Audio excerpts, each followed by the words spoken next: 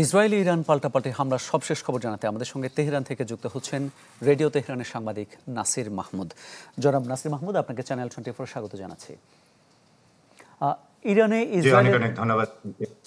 ইরানে ইসরায়েলের এই হামলার পর ইরানের পরিস্থিতি এখন কেমন? দেশটিতে যে বাংলাদেশিরা অবস্থান করছেন তারা কেমন আছেন? জি, ধন্যবাদ আপনাকে। ইসরায়েলের হামলার পরবর্তী পরিস্থিতি এখন মোটামুটি অনুকূলে, পুরোটাই ইরানের নিয়ন্ত্রণে রয়েছে। এই মুহূর্তে আর ইসরায়েল হামলা করার দুঃসাহস দেখাবে না, যদিও তারা বলেছে যে তারা এই হামলা চালিয়ে যাবে। বাংলাদেশের শক্তিশালী থার্মিক স্টিল বার ফেমাস স্টিল লিমিটেড। তো ইরানের সশস্ত্র বাহিনী সহ যতগুলো ইউনিট আছে সবগুলো মোটামুটি এখন অ্যাক্টিভ হয়ে গেছে। এর আগে, হামলার আগে এদের আকাশ প্রতিরক্ষা ব্যবস্থাটা অ্যাক্টিভ ছিল না, সেগুলো এখন অ্যাক্টিভ হয়ে গেছে।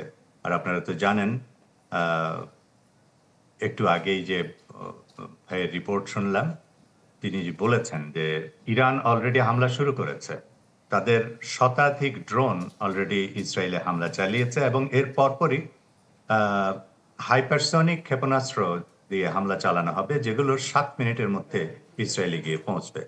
তো এই পরিস্থিতিতে ইরান এখন সতর্ক। ইরান মোটামুটি জনগণ মোটামুটি প্রস্তুত রয়েছে। আপনারা জানেন যে ইরান এমন একটা দেশ যারা অভ্যন্তরীণভাবে হয়তো রাজনৈতিক বিরোধ থাকতে পারে, আদর্শিক বিরোধ থাকতে পারে, কিন্তু বিদেশি হামলার প্রশ্নে তারা ঐক্যবদ্ধ হয়ে যায়।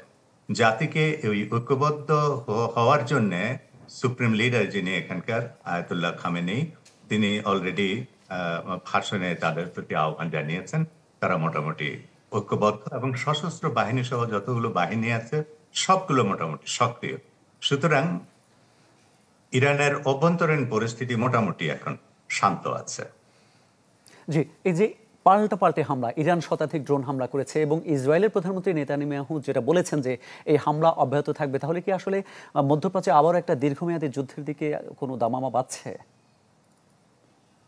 বিষয়টা নির্ভর করছে আসলে আমেরিকার উপর। আপনাদের রিপোর্টে যেটা বললেন যে আমেরিকা বলেছে যে তারা এই হামলার সাথে জড়িত নয়, ইসরায়েল নিজস্ব প্রচেষ্টায় এই হামলা চালিয়েছে বা তারা তাদের একক সিদ্ধান্তে হামলা করেছে।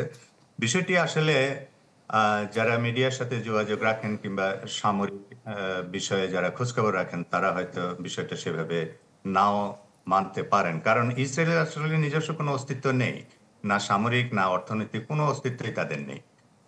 আমেরিকা যতক্ষণ না তাদেরকে গ্রিন সিগন্যাল দিবে ততক্ষণ পর্যন্ত ইসরায়েল এই দুঃসাহস করবে না, কারণ আমেরিকাকে ছাড়া ইসরায়েল শূন্য এখানে। পক্ষান্তরে ইরান কিন্তু স্বয়ং সম্পূর্ণ সব দিক থেকে। ইরান এক সময় কোণঠাসা হয়ে পড়েছিল, আপনারা জানেন, তাদের উপরে স্যাংশন থাকার কারণে।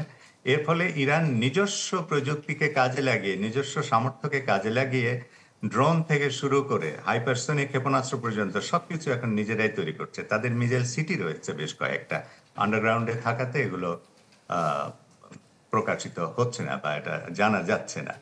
তারা পরমাণু অস্ত্র তৈরির কাছাকাছি চলে গেছে, যে কোনো মুহূর্তেই তারা চাইলেই কিন্তু পরমাণু অস্ত্র তৈরি করে ফেলতে পারে, কিন্তু তাদের রাহবার সুপ্রিম লিডার যিনি, তার ফতোয়ার কারণে এই পরমাণু বোমাটি তৈরি করছে না। তার মানে আমি বলতে চাচ্ছি যে ইরানের যথেষ্ট সক্ষমতা রয়েছে, যথেষ্ট পাওয়ারফুল তারা। জি, অনেক ধন্যবাদ আপনাকে। আমাদের হাতে আসলে সময় নেই, পরবর্তীতে হয়তো আমরা আবারও আপনার সাথে অনেক কথা বলতে পারবো।